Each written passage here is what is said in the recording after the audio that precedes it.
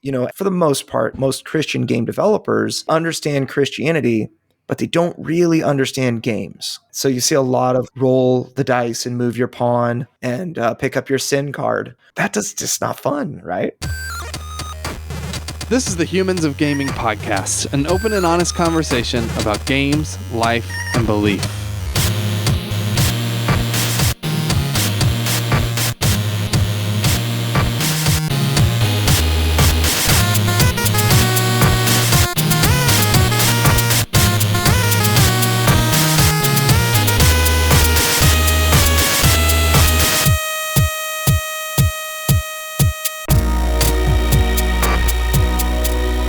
Hey, welcome to Humans of Gaming. I'm Drew Dixon. I am the Chief Content Nerd at Love Thy Nerd, and one of the hosts of this here podcast, where we talk to game designers and stuff. But Chris, you usually say that bit, so you want to say it again for us, Chris?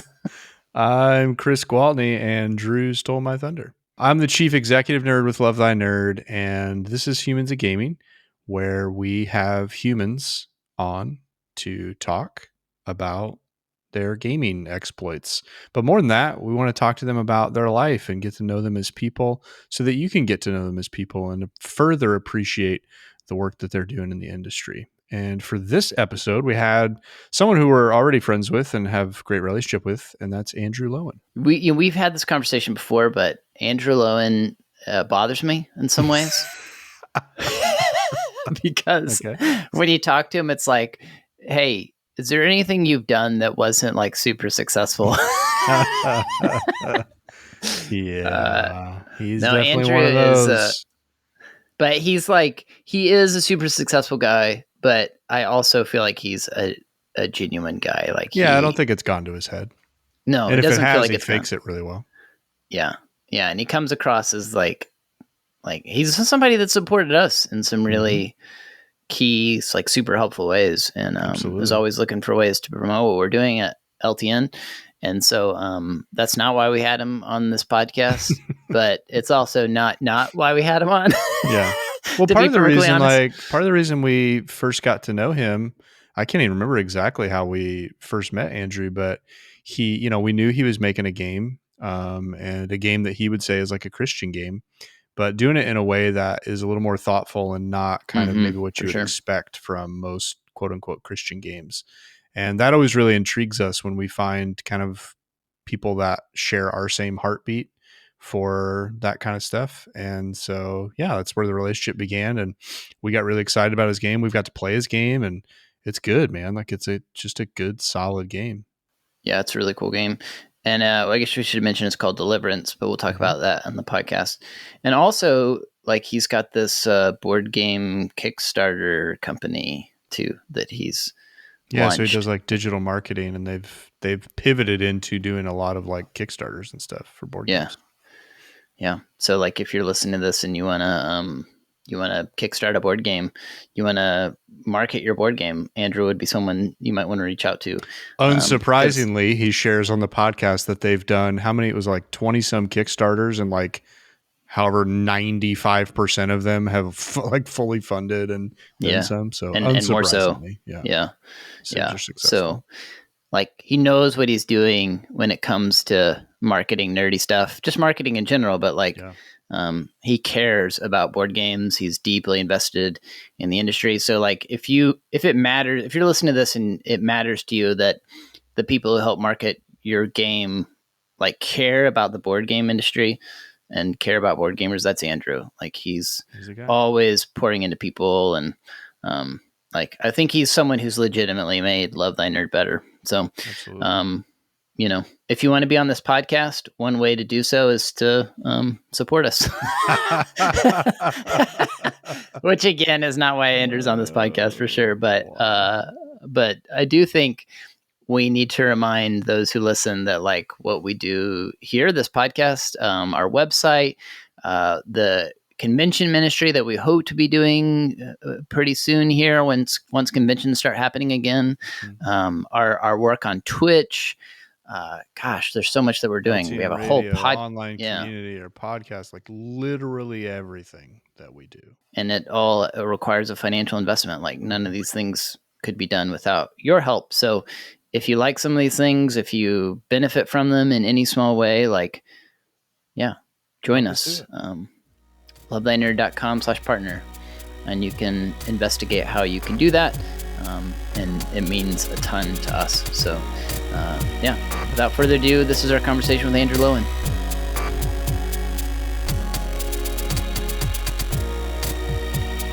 Andrew, how's it going, man? It's great. It is great. I'm glad to be on with you guys, Chris and True. It's been a long time I've been following Love Thy Nerd, and I really love what you guys do.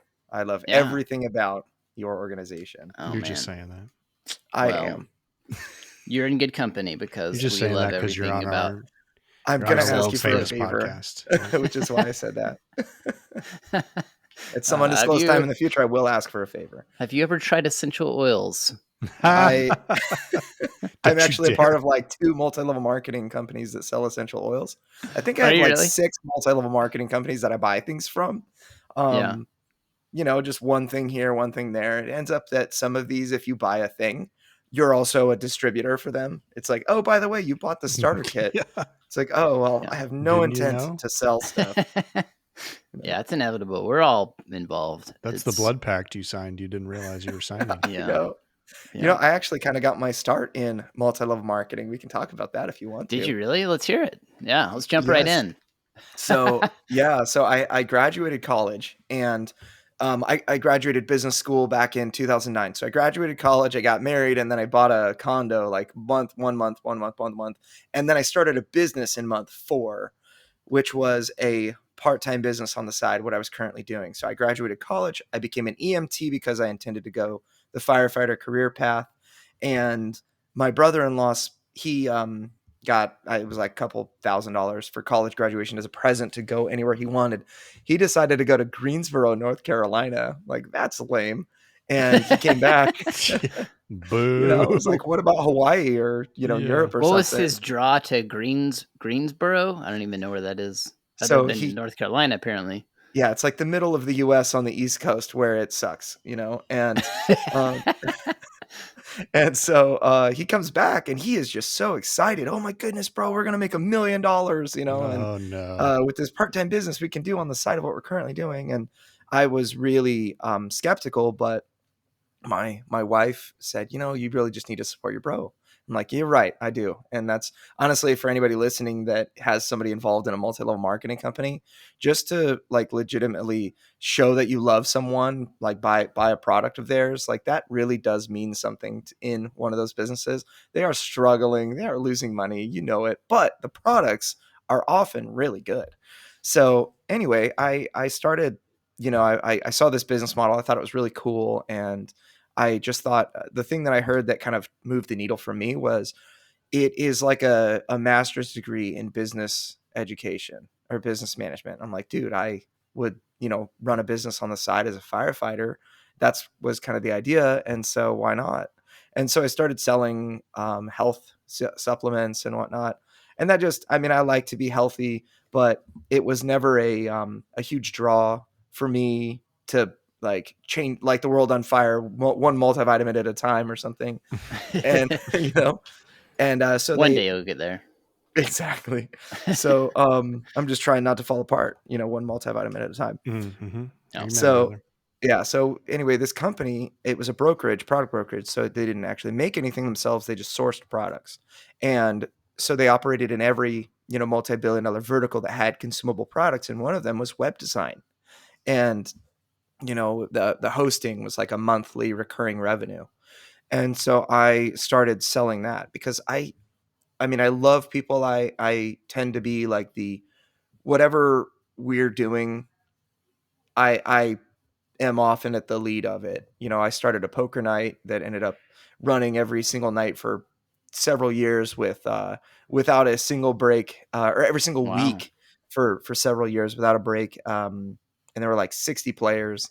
All sorts of other things. I got everybody into World of Warcraft, got everybody into League of Legends, got everybody into Dota, just depending on whatever it was, Magic the Gathering, whatever I wanted to do, everyone had. Can't think of anything I've done for 7 years. Yeah. Consistently. I have wasted some hours. You've been married. Yeah, there you go. That's true. I've maintained that. Probably lost at least that much sleep. You said you had 3 kids. That's true. That's right. For sure. So, yeah. So anyway, I started selling websites, and I found that I could sell a website for like $1,500, and I could sell a bottle of vitamins for like 30, and they were both equally The hard to choice sell. seems obvious. Yes. So I did that. And I sold. It took me like 3 months to make a sale, and I finally did. And then I made 2 sales, and then 3, and then 4, and it was like, $1,500 times 4 is $6,000 for somebody that is fresh out of college. I was rich. Forget all of the self-employment taxes I was going to have to pay, and the fact that I don't know if I'm going to make 4 sales the next month. I just quit everything and jumped full in and sold stuff through that company. And that's kind of, I ended up, now I have a small marketing agency with 5 employees. The multi-level marketing didn't work out. The plan for only working 2 to 3 years for a 6-figure income for the rest of my life didn't work out or anything, but I parlayed it into something I thought was worthwhile. You got that master's in business or whatever. I did. I felt like I did, There's a guy who I knew in seminary who he was dating my wife's roommate, and he invited us to this multi-level marketing dinner thing where they tried to like talk you into getting involved, and I didn't do it, but maybe I missed out. Look where you definitely missed out on misery, and look where you could be now. Yeah. So you have your like digital marketing firm, and there's also like, we are going to talk about games. Yeah. I love games. But you're doing some marketing stuff for like Kickstarters, but you're also making a game. Yes. It's funny because I never wanted to start a board game publishing company. I always had the intention that I would, make a really awesome game and have somebody else, publish it. But it's an interesting story in and of itself. But we, when COVID hit, and there were a lot of changes to the landscape of business at that time. I was fortunate because small business owners are pretty self-sufficient. They'll do what it takes to survive. And so they all found ways to keep their doors open. All of my clients did. I had 0 clients go out of business due to COVID, because I work with small businesses, and I do digital marketing. Like we do that. We get them to the top of Google. We do Facebook ads. So if you're familiar with the nerd terms, it's SEO marketing, pay-per-click advertising. We do web design, email marketing, and that kind of thing. And so,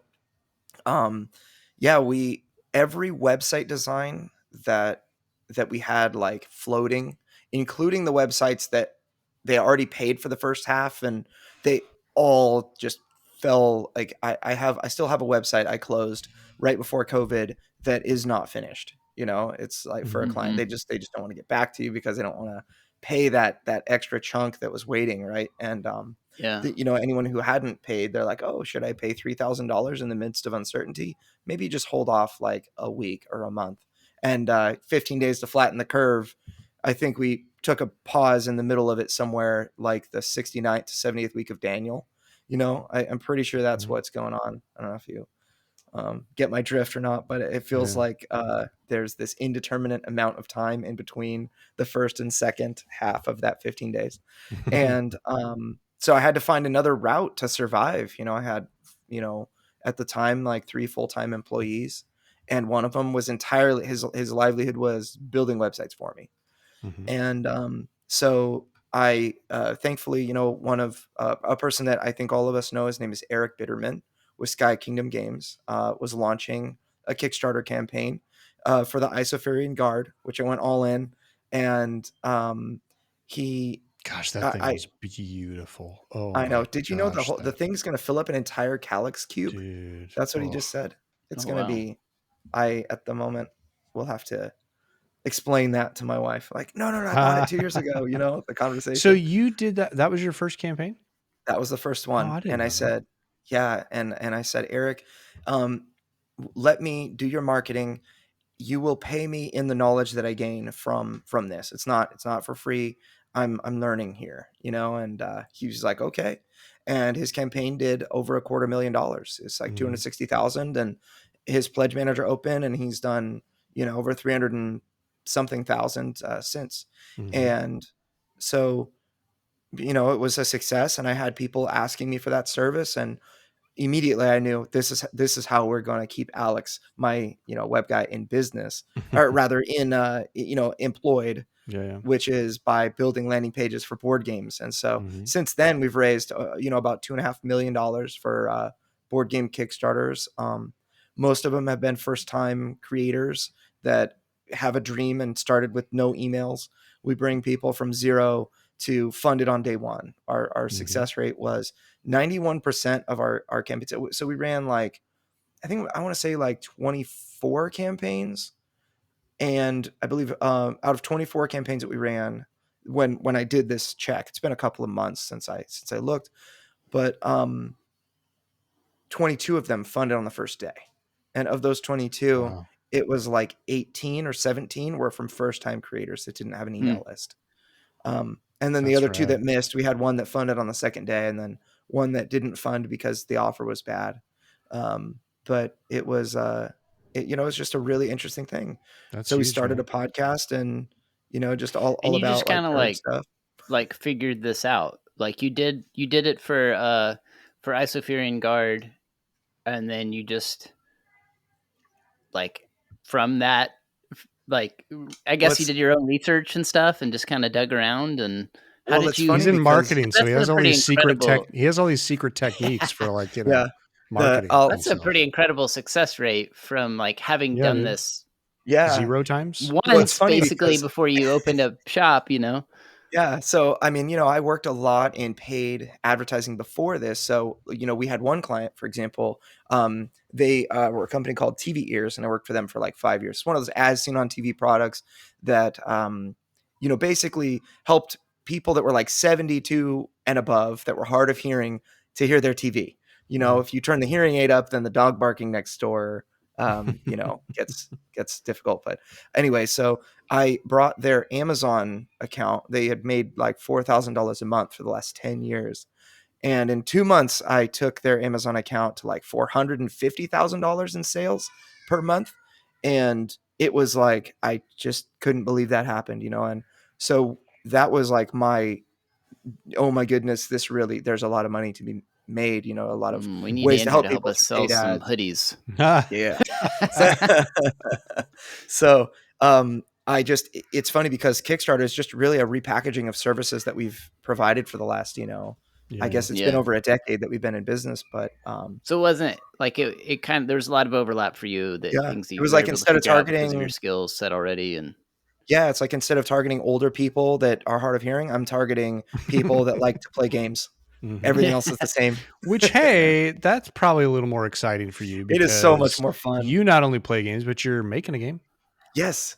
I am kind of I'm just trying to stay profitable because all of these projects that I'm creating, I back most of them. It's am I really making any money? Is this I know I have limited space. I want to support. I feel like you should write something in the contract that they'll give you a free all-in pledge or something. I'm waiting to see. I've had bad experiences with, putting somebody on the hook for something that they'll give me 2 years later or whatever, I did Ascension Tactics. That's another one of the Kickstarter campaigns that we did.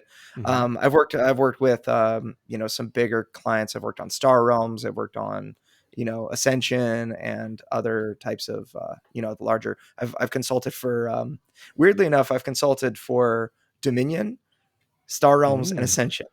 So all these deck are builders. And Rio Grande Games just in general. Modifius Entertainment is another big client of ours. And so anyway, it's just so fun because I get to get on the phone and talk about games all day. It's what cool game do you have now? Skyrim. Dude, there are so many nerds right now listening to this that are just cursing the heavens that you have their dream job. Dude, curse you, Andrew! You were telling us earlier that you just landed the gig to do marketing for the new Skyrim board game, right? Yes, I'm very excited about that. On day one that Skyrim was announced, it was this little blip of a project in GameFound, which isn't, competitor to Kickstarter now for board games. And I jumped in and I signed up when it was like 1,000 people, following the game. And now it has like 15 or 20,000 people that follow the game. So on day one, I went and followed the campaign. And then I also went and found the creator or the CEO of that company on Facebook. Turns out that, we have corresponded back and forth a couple of times just in, Kickstarter tabletop groups, and I added him to my friends list. He accepted and immediately These sent are me the secrets right here, guys. He's telling you the secrets right now. This is how he does it. The secret is just let God guide you, because this guy, I just added him to friends and he was like, "Oh, I've been meaning to reach out to you. We have some marketing for certain projects that are coming up." I'm like, "Oh, really? What project would that be? The one that I just followed and became a huge fat fanboy of yours for, or a different project?" So I get to market, Fallout, Star Trek, Dune, Elder Scrolls. There's already another Elder Scrolls product that we're marketing. I'm selling giant Elder Scrolls dragons, and they're pretty happy with the service so far. Man.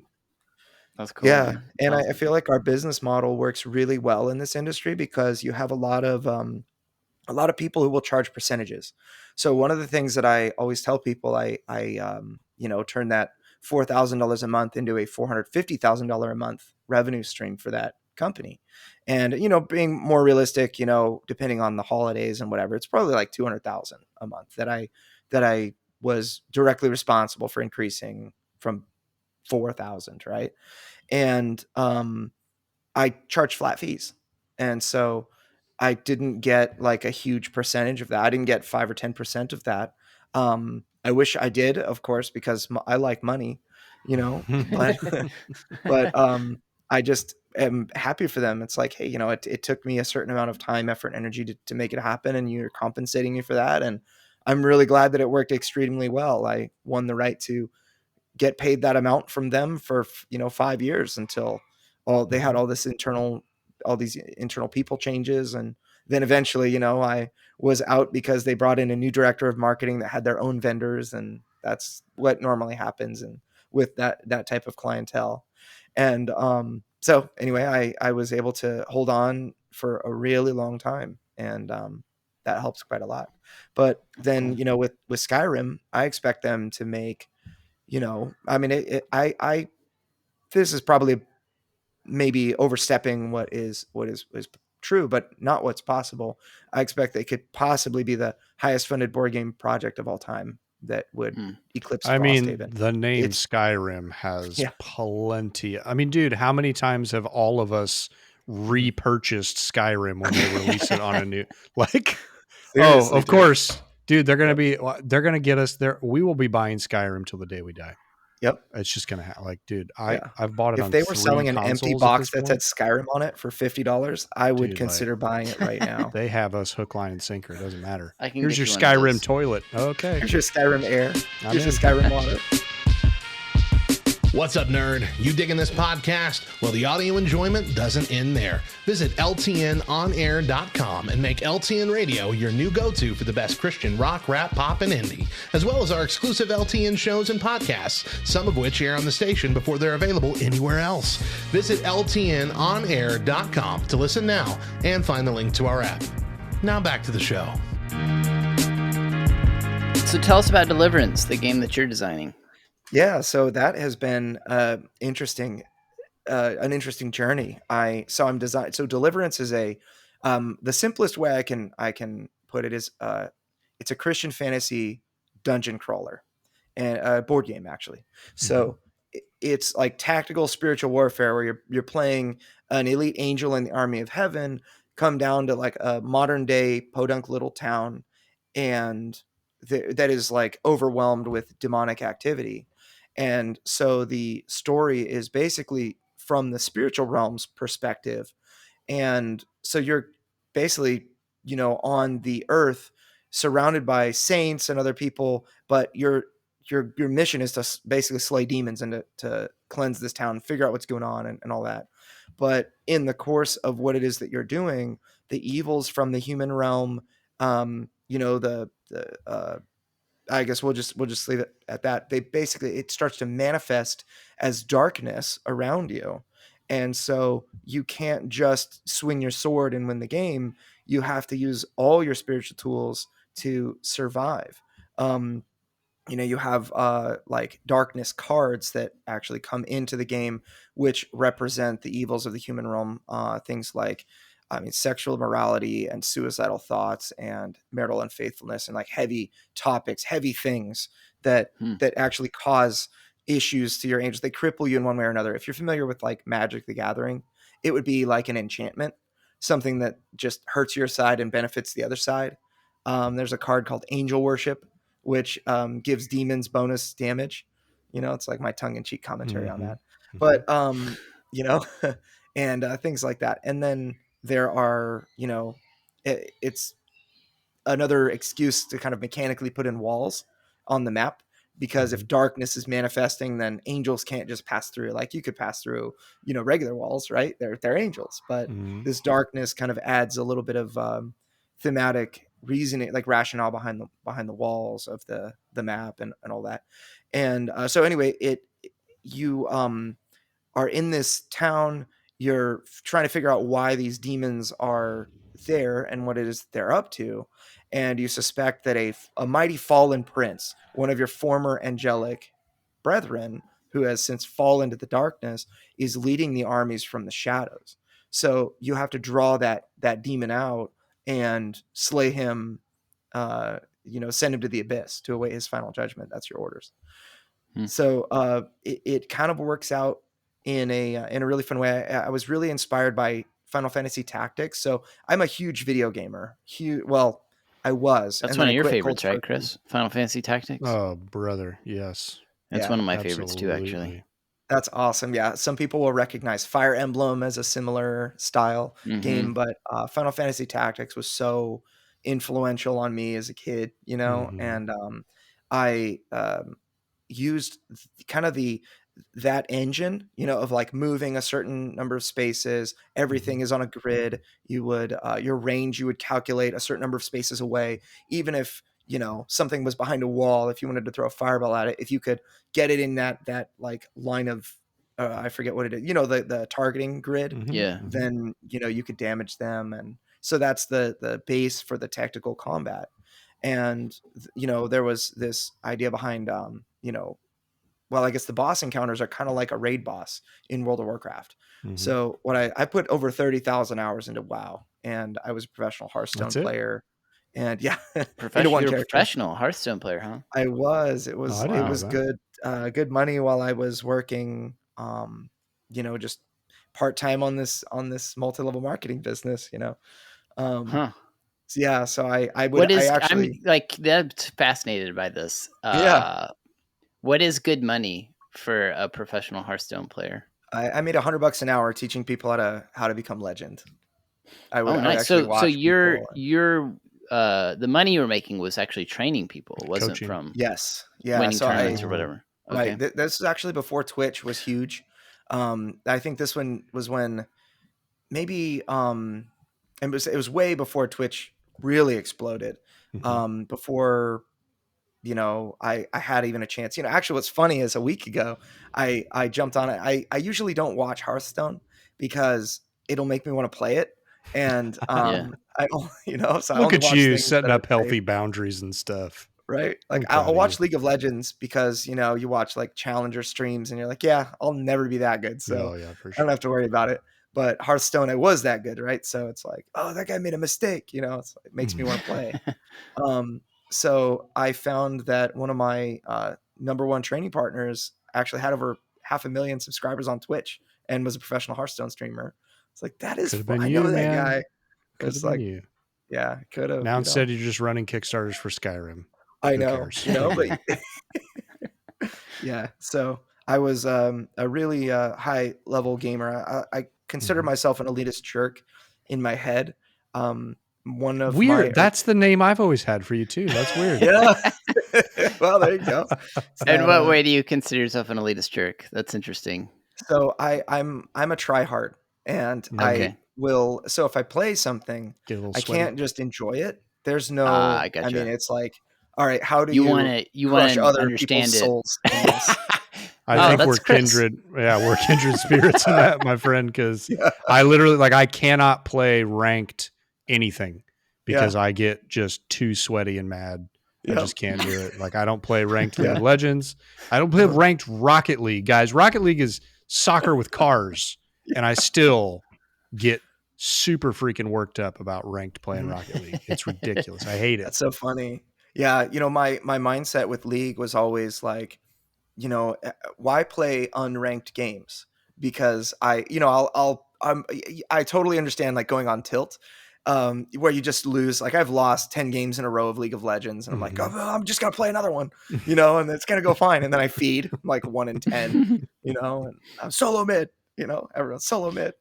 I really don't appreciate you calling me out like this on my own podcast. Yes. To be honest. So yeah, but I can understand that to a degree. I don't get. You're competitive because you've done like sports and stuff. I'm competitive. I'm very competitive. Like, you're just more mature than me and Andrew. Anytime I play a game, I want to win for sure. And like I do actually do a lot of mountain biking, and I'm very competitive with like the guys I mountain bike with. Like like we try to go faster than each other. So you probably are as an elitist jerk as we are. You're just in denial. That's probably true. That's probably fair. Yeah. It's it's definitely something that I think I've I think has been mostly positive. I certainly have said things that I regret playing Dota. There was an internet cafe that I used to go to in high school, and it was like $20 for a whole day, gaming. And we would always go there once a week, me and all my buddies, and we would play either Battlefield or Dota or World of Warcraft or, things like that. And that's Dota, like that's Dota when it was still a Warcraft 3 Defense mod. of the Ancients. Yeah. Before it got its acronym. That's when I got started. Yeah. And it was a lot of fun, but I've said some mean things to friends, right? In the next chair, like, you idiot, why didn't you come support me? Or why didn't you stun that guy? Yeah. Learn to play, noob.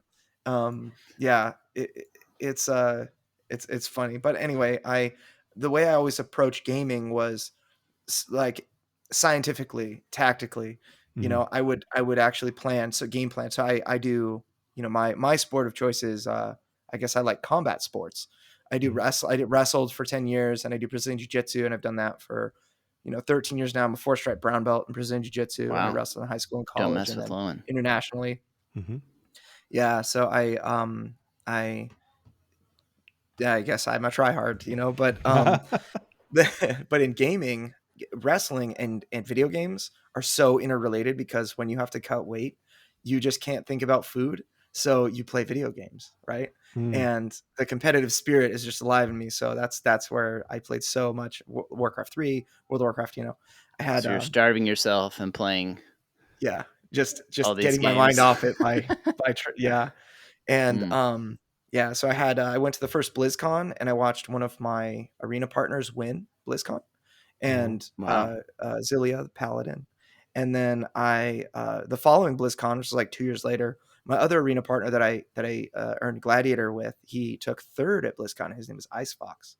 So I thought that was cool. It's like, I know that guy. It's pretty much all I was able to say. Share some things in your life that you failed at, please. Oh man. Oh, that's funny. See, that's my mindset, is that, failure is just another speed bump on the road to success. If you try hard and you fail a lot, and you're thinking about why you failed, then eventually you turn that into success. He did say he lost 10 games in a row in League of Legends. So on a regular basis. And he quit. Yeah. No, I'll say, like, for example, Deliverance, because this is it's been a really long journey.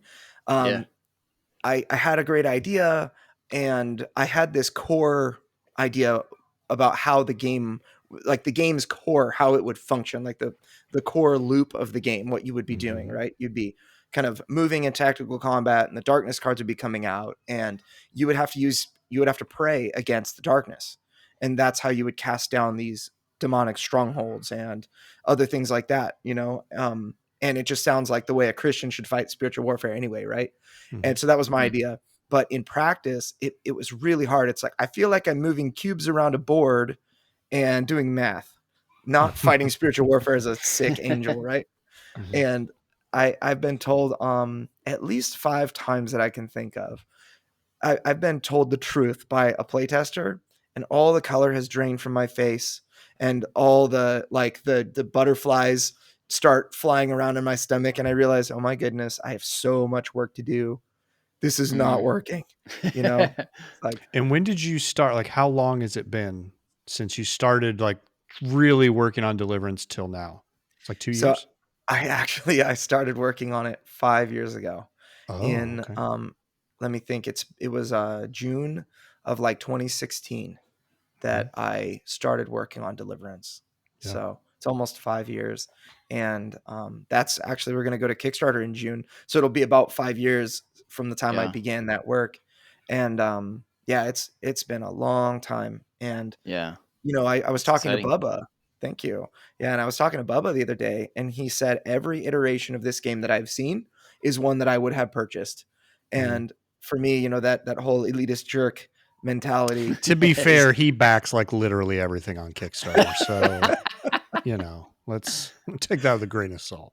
Yeah, we went to Gamma together in 2019. Yeah. Or no, it was 2020. No, that was this year. Yeah, that was like right as COVID was right. Like, yeah, it was right before. Yeah. I'm so glad we went to that thing, man. That was so cool. It was cool. First of all, Bubba was just learning my name, and then I'm like, hey, by the way, you want to spend some time with me in a hotel room in a place you've never been?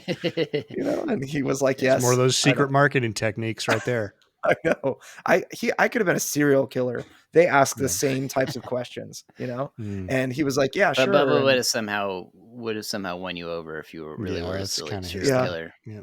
So. I'm hard to kill because I train in the art of war with my hands, and Bubba is hard to kill because he is so nice, dude. He is just such a kind fellow, And sell you sand on the beach. And also, he has eyes that are like ice and fire inside them. There seems to be a budding romance happening here a little bit. A bromance, for sure. Yeah. So, but I think Bubba 5 years on Deliverance and Kickstarter coming in June. And probably around the time you guys are hearing this, it's probably May or something. So this thing's like right around the corner. Yeah. So, and I'll say, I've played it. I've played it now. Yeah.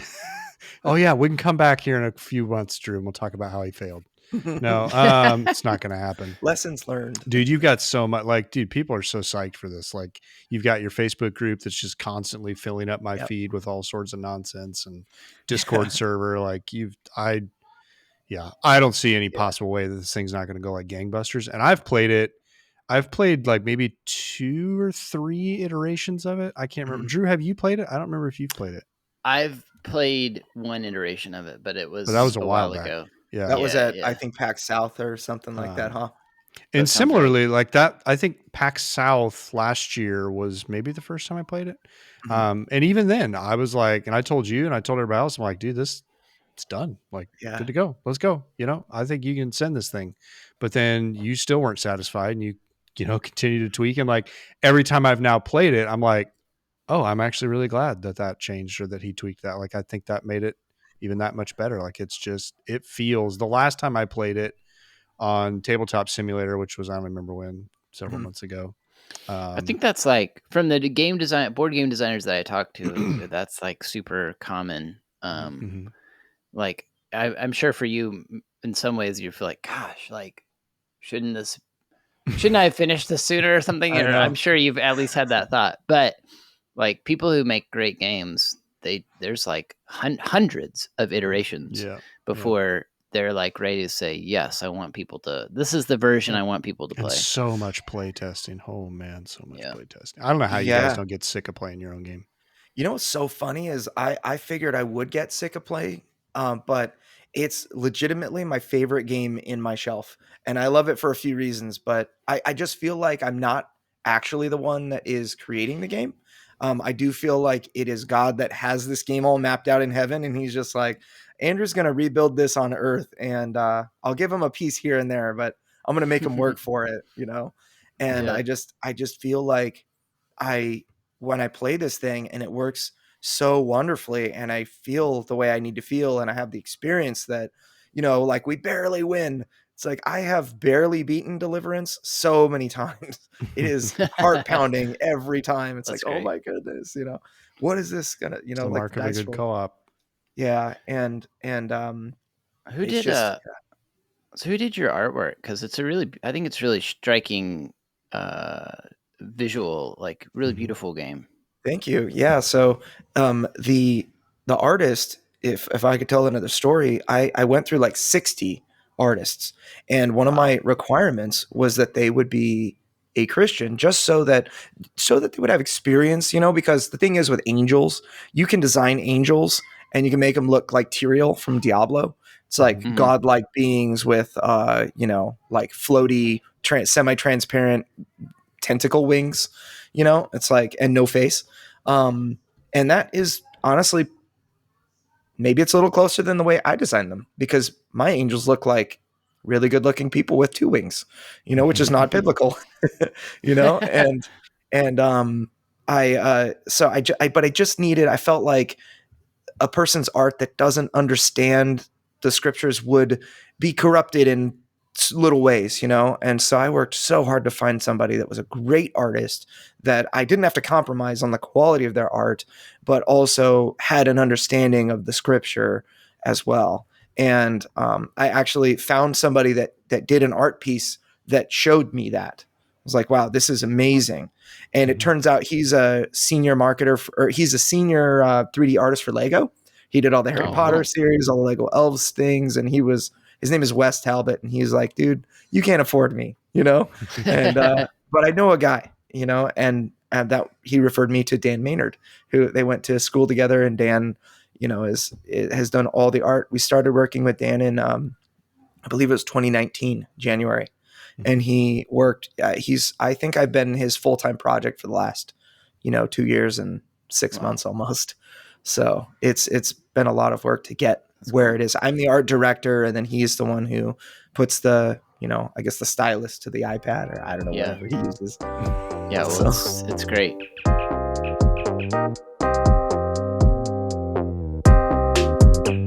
This week in Nerd History, these are the voyages. Nerd History.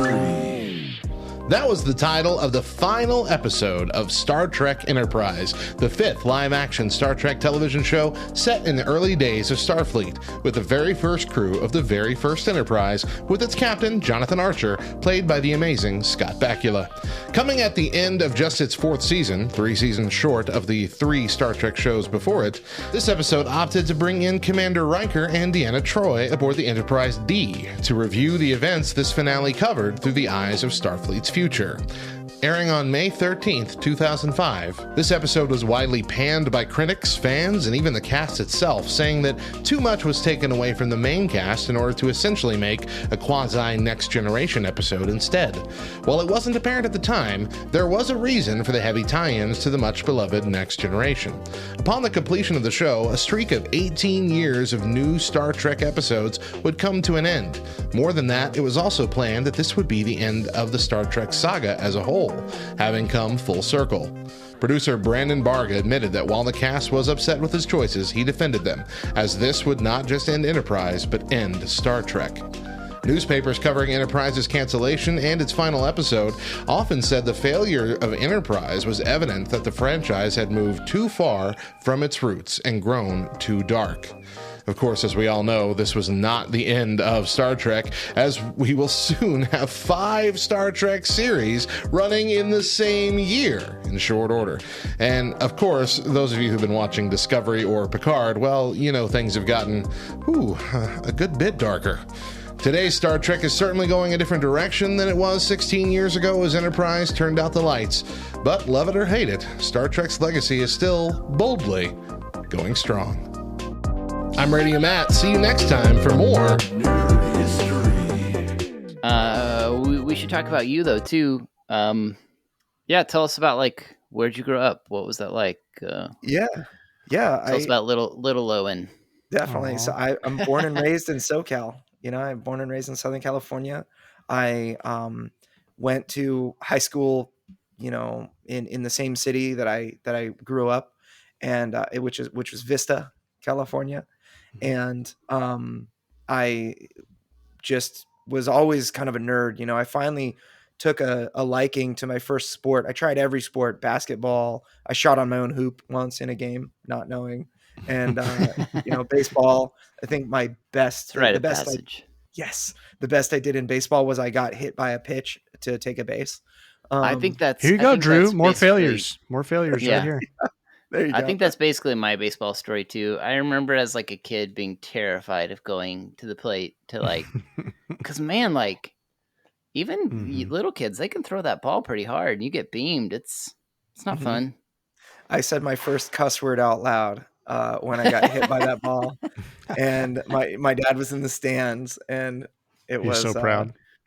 I was like embarrassed walking to my first base, looking at my dad out of the corner of my eye. You should get a pass on saying a curse word. Dude, totally, man. Yeah, for getting hit by a baseball. It freaking hurts, man. I know. I want to say a curse word now, but just thinking about it. Yeah, seriously. So anyway, I finally found karate. My parents, so there was a guy at my church who was actually the stunt double for all the old Wonder Woman movies. And him and his two brothers were stunt doubles, like, Bruce Lee, Jackie Chan style stunt doubles, right? Yeah. And so he really knew how to fight. He was from Yugoslavia, and his name was Dragan. So, oh my gosh, get out of here. Yeah. So he would laugh. It was like, he would just have way too many teeth when he laughed. Like he was really a dragon inside, but, he was such a good fighter, man. And every single time he touched me with one of his hands or his feet, I felt like all my ribs caved in, when he's like showing me a move or something like that. He's just such a small guy, but just very good at what he did. So anyway, I really took a liking to karate, and that became my sport. And at 14 years old, it was my first year in high school. I was standing in the counseling line. I thought you were going to tell us you were in the All Valley tournament. Yeah, it's All Valley, dude. No, I did do. We've been watching too much Cobra Kai. Yes, indeed. I did do a couple of world tournaments. I had trophies that are like 4 foot tall, like but just in kids divisions, I took second in sparring 2 years in a row and fourth in forms or kata, right? In the bigger tournaments I did, I felt good about that. I still have like plaques somewhere, and but then so I was standing in this counseling line with trying to just change my schedule because I think they accidentally put me in 2 history classes. Who wants to do that much history? And the wrestling coach walked up to me right in the middle of this concrete area where I was just waiting with a bunch of my peers, trying not to look like an idiot, because that's what you do in high school. You try not to look like an idiot. And the guy was like, "You look like you'd be good at wrestling. Just pick me right out of everyone." And he's like, "You can do stuff like this." And he like threw me on the concrete. "You can do stuff like that." And he picked my leg up and made me fall on the concrete. I was so embarrassed, but I'm like, this seems pretty cool. Dude, public school was a lot different 20 years ago. Dude, I'm telling you. Nowadays there'd be a lawsuit. It should have been a lawsuit then, right? But he just picked the right guy. Again, one of the God's providence, just God's led him to me. He beat me up a little bit, and I in that counseling line at that moment, I switched my PE class to wrestling, and that became pretty much defined a massive portion of my life.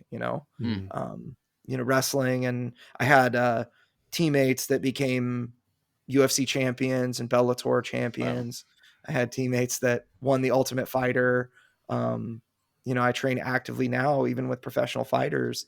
And I, when I'm in the cage, so, at my gym, I go to a couple of different gyms, but one is in Escondido, and I'll be wrestling these guys that are pro fighters. But the thing is, they come from one discipline and they try to get multi-disciplined. If you want to go into the UFC, you can't just be a kickboxer, right? And so you've got a pro fighter who has like a striking or a wrestling background and is trying to learn the other things.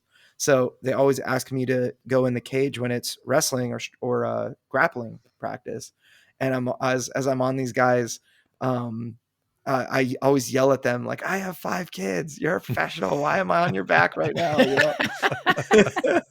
So I have 5 girls. Yeah. Wow. I always just talk trash. It's so fun.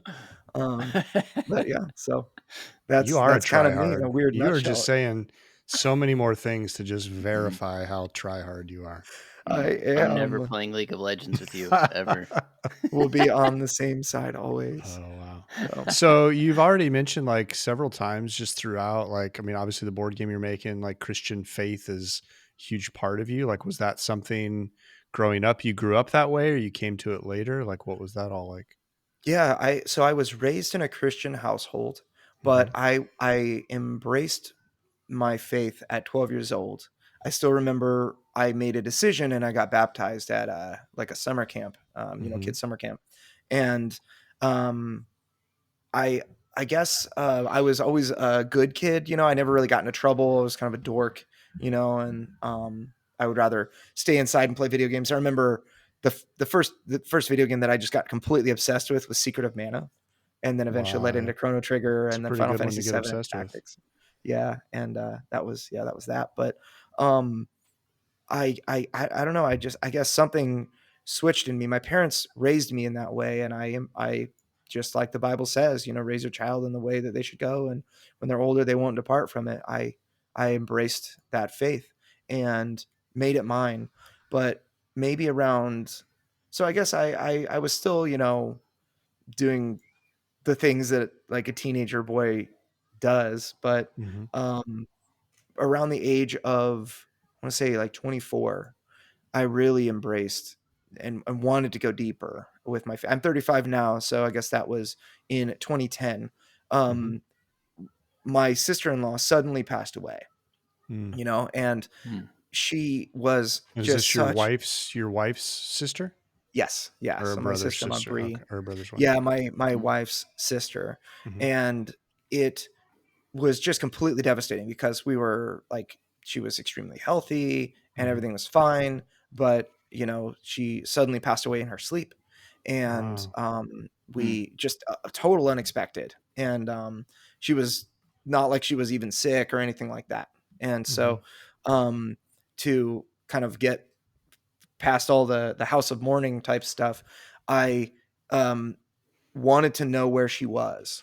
I wanted to know about heaven. I wanted to know, because before then I really didn't have any experience. Like no one in my family, I have a brother who passed away in the womb, at 8 months in the womb. So he was stillborn, but that was when I was 4. I never really had somebody that I loved and had such a relationship with for years that passed away before that. And so I just needed to know where she was and what it was like. And it caused me to open up my Bible and read it every single day. So for the last 11 years, I think I've read 1 to 4 chapters every day out of my Bible, and I, just, of course, some days it's like the verse of the day on the Bible app is all I get. Right. But, I just had such a hunger for who God was and where, what promises does he have for me and all of that, I became super obsessed, and, I wish I did that earlier because I just feel so much more at ease with my life now, so yeah, that's kind of where my faith came from.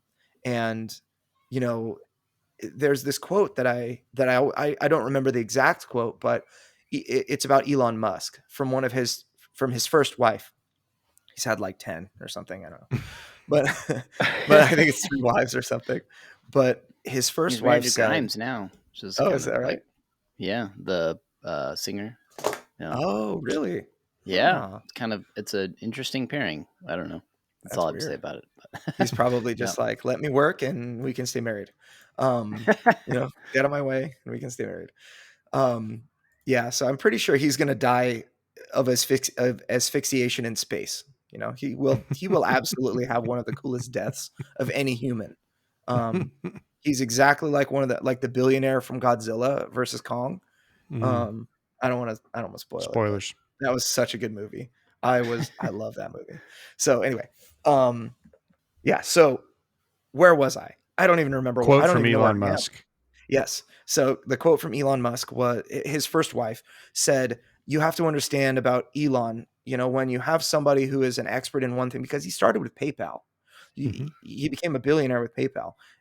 When you have someone who is an expert in one craft and understands that craft very well, but also becomes an expert in another craft and may not be the absolute best person in that industry that understands that craft better than anyone else.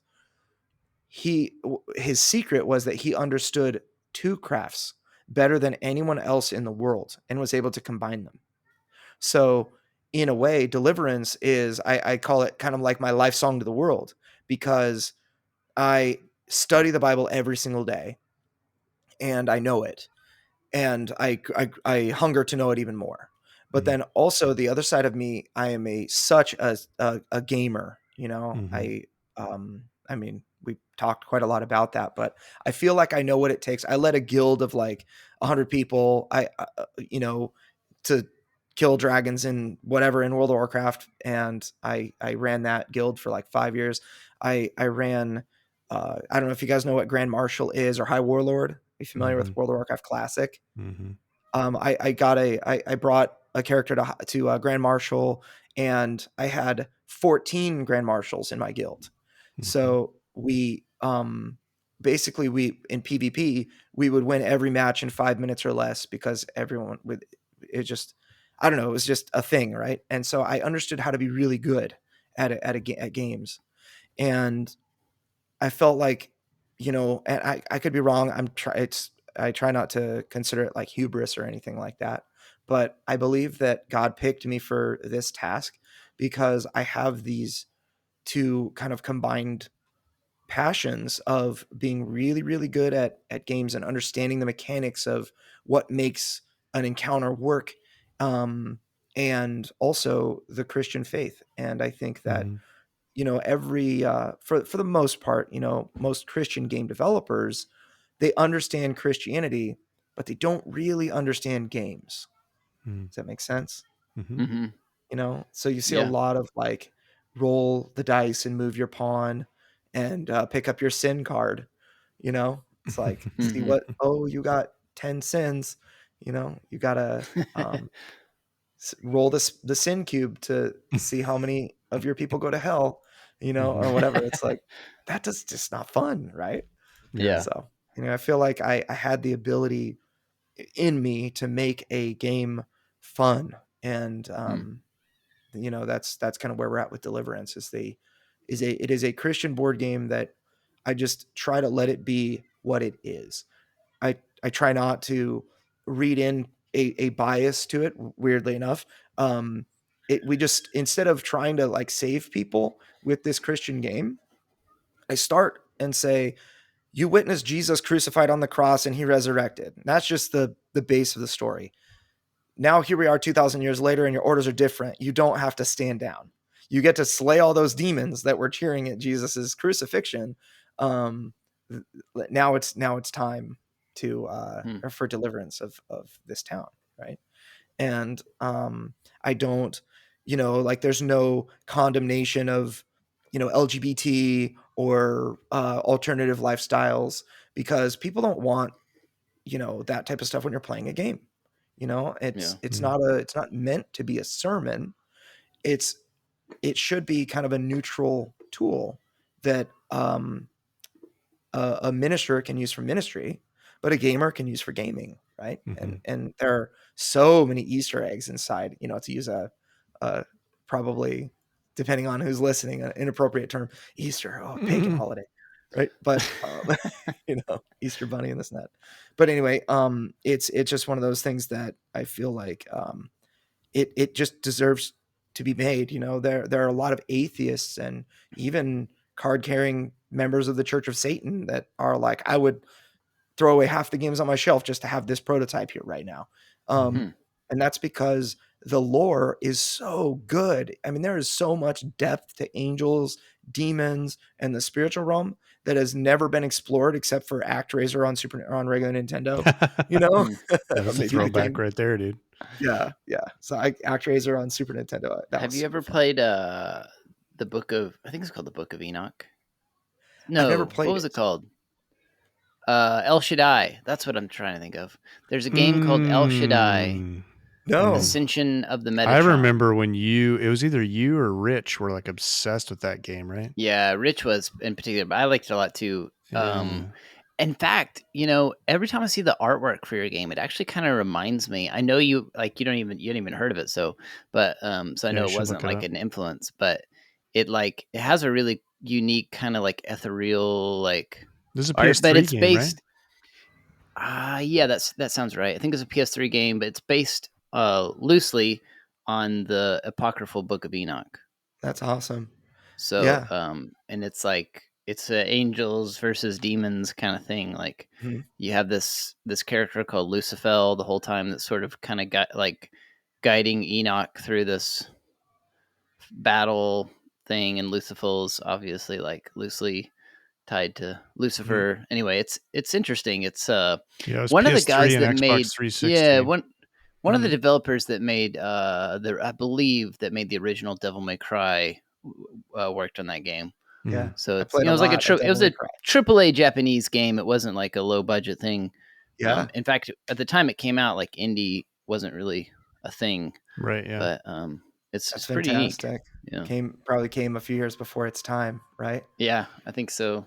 So I have a question with Deliverance. Like you just mentioned there briefly at the end about, you've had people that aren't Christian play this game and you've had good responses. What have been some of the really good responses you've had either from Christians or not? And have there been bad responses from Christians or not? I'm pretty sure I know the answer. I've absolutely been told I'm going to hell several times for things I'm doing. Yeah. Here's another question. You could just answer all these at your leisure. Yeah. Have the negative responses been worse from Christians or not? I know you know the answer to that question. It absolutely been worse from Christians. And it's the thing is when you get hate from outsiders, it's a lot easier to handle than when you get hate from your brothers in Christ, right? Or sisters in Christ, the supposed brothers and sisters that are telling you, what you're doing is stupid and you should just sell all your things and preach to the poor. And then they turn around and watch football. It's like, oh, I'm so mad at you. You understand nothing, but of course I have to be like, thanks for your feedback. But yeah, it's you're so nice, man. Some of the responses I see that you say to people on Facebook and stuff, I'm like, man, this guy's just way nicer than I would be. It's interesting because I had to learn how to handle harsh feedback and harsh criticism. I think, I look at to use a MMA reference that a lot of people may know, Conor McGregor, right? A lot of the time you hear that name, it's you either are a super fan of that guy or you just want to see him get punched out, and there's not really much in between. You either know him because he's such a heel and you hate him, or he's such a cool guy and he calls his shot and then he does it and whatever, right? And he has this alcohol business or whatever, I don't know. And what I love about a person, an example like that, is that whether you love him or you hate him, you're going to pay to buy a ticket, right? You're going to buy a ticket to watch the fight. He is very marketable. And he's kind of like Hulk Hogan, became for the WWF, right? When he fights on a card, they're going to do 1 million buys or more just because his name is on it right now.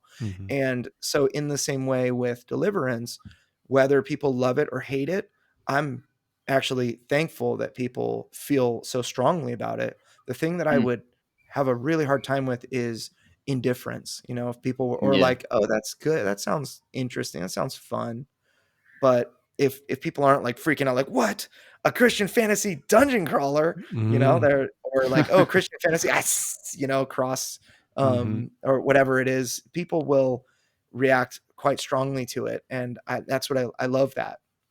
So as far as, experiences with non-Christians. One time I was playing a game up in Seattle at a convention called NorwestCon, and there was a guy, I had no idea that he was homosexual. And so I am just playing this game, and, we're having fun and whatever. And then at the end of the game, I ask him, so what's your feedback like? And he's like, well, the first darkness card that happened to come out was called sexual immorality. And he just worried that the game would cast because he's not a Christian, and the game he's a little worried that this game might cast judgment on him, and he gave this feedback that it actually didn't. It was just really cool. Like, I just had a lot of fun playing this, and I didn't feel judged at all. And that card came out, and I was a little concerned that it might go that way, but it didn't at all. And then all of a sudden he just opened up, and like, we started talking about how he was raised, and then when he came out as gay, his family like utterly excommunicado him, and just like, man, I'm sorry that happened. Like, I just was amazed that he opened up to me, and we were talking, and I was sharing with him, and he was sharing with me, and we were just kind of getting to know each other. And that has happened so many more times than I can count. I have I sometimes I feel like it's the beginning of a joke. It's like, so a Christian, a priest, a transgender person, and a pastor all sit down to play Deliverance. And that's legitimately happened to me. And we've all had a blast. It's hilarious. It's really funny about games can bring people of vastly different ideologies and, stations in life together around a table, and cause joy and cause bonding. It's almost like as intimate as a meal together, right? And I would say for a board game, it really is as intimate as a meal, because oftentimes it's paired with food. Not Cheetos in my house, though. Not with my game. Not my house. Don't touch my game with those Cheeto fingers. Not on my game table. Yeah, that is what's so special to me about that cheese dust. About board games is exactly what you're saying. Like, it is the great equalizer in some regards. And man, we need that like so bad these days, because we're having such a hard time relating to one another when we think differently about things. And absolutely. I love hearing that about Deliverance. Yeah, it really is. So I a lot of people ask me, I feel like there's this concern that you're going to have to accept Jesus by mission 3 if you want to win. Or maybe the very last mission, it's going to be like, here's the gospel message now, or whatever. And, there's that fear with some that it might just be preachy. The word is preachy that a lot of people use. And I very unashamedly start with the gospel, and I show Christ crucified. And the, my one of the things I was told I was going to hell for was the crucifixion part 1. It's an art piece that we did that has Satan standing over Jesus, who is on the cross getting stabbed by a Roman centurion. The art shows the Roman centurion. You shared that one the other day, didn't you, on Facebook? Yeah, I did this Good Friday, right? For Good Friday. And then there's this crucifixion part 2 that shows, so Jesus was glowing on the cross. And then crucifixion part 2 shows Jesus on the cross no longer glowing, with the glow that basically ripping the town of Jerusalem in half with this great earthquake thing. And Satan is up in the sky with just these big chains and manacles on, and before we actually didn't have the part 2, somebody told me I was going to hell because, how dare you depict Satan standing over God that way. I've also been told that I'm going to hell simply because I depicted Jesus at all, or angels at all. Certain people of, I guess certain Christian theologies are consider that a second commandment violation or whatever. Yeah. So, and then I was told I was going to hell for female angels. That was a fun one. Weird. Yeah. Hey man, but takes all people kinds. come up with, man. It's takes crazy. all kinds. It's only unless I repent. So at least there's that. Thoughts and prayers. I had a guy message me one time, really trying hard to get me to get behind his like anti Nike campaign, because he's like, Nike is the Roman god of something, victory or something like that. I forget. I'm sure somebody will correct us. You're like, I just want to watch Survivor, bro. I don't have time for that. I was like, man, I think at this point they're just shoes, bro. Yeah, it's probably just shoes, man. The whole 666 pairs of Satan shoes is that's a thing. Little Nas did his thing, and now Nike is suing them. Oh wow, that's kind of funny. Kanye needs his. Did Kanye ever come out with Jesus shoes or what? I have no idea, man. 777 pairs of Jesus shoes. I feel like I thought that was Lil Nas too, or somebody. Oh, really? Yeah, I don't know. No clue. Curious. He's definitely got his own shoes. Yeah. His design. Yep. So, as far as the whole Deliverance thing, I try to make sure every element of the game is theologically sound. So there are certain things that are, so it's a theologically sound fantasy is what I call it. And so you'll have things like angels that are not theologically sound. They're actually godlike beings that would terrify if you saw them, often covered in eyeballs. And there are different types of angels. Angels sometimes look like men, but those don't have wings. They actually have a ladder that they needed to climb, all right, to get up and down. Then you have cherubim and seraphim, which have 4 and 6 wings, and that kind of thing. So I purposefully diverted from that imagery more toward people with wings, so that I could show, number one, I wanted people to see themselves in the characters they were playing, and number two, the 2-wing angel kind of takes advantage of a commonly understood trope. Angels have 2 wings in pop culture, right? And then you've got different cultures represented by the various angels. I wanted one of my favorite things I heard in all of development of Deliverance is this little African-American girl. She's like 8 years old, was trying to pick out her character, and she was looking through the characters, and then she found one, Shula, who's based on my sister-in-law, who is African-American, Native American. She was like, oh, I want to pick this one because this one looks like me. It's like, that is exactly what I wanted. That's it right there. Yeah.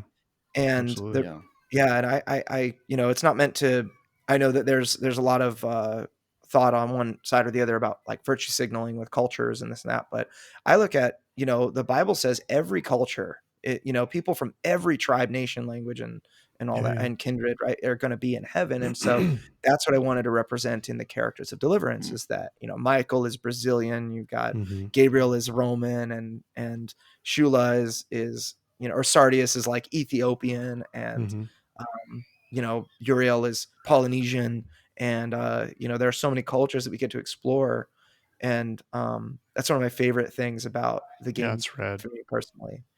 And it's interesting because there are like that one time a Satanist was playing a game with me on Tabletop Simulator, and he was like, what you should do is you should really incorporate more Bible verses into this game.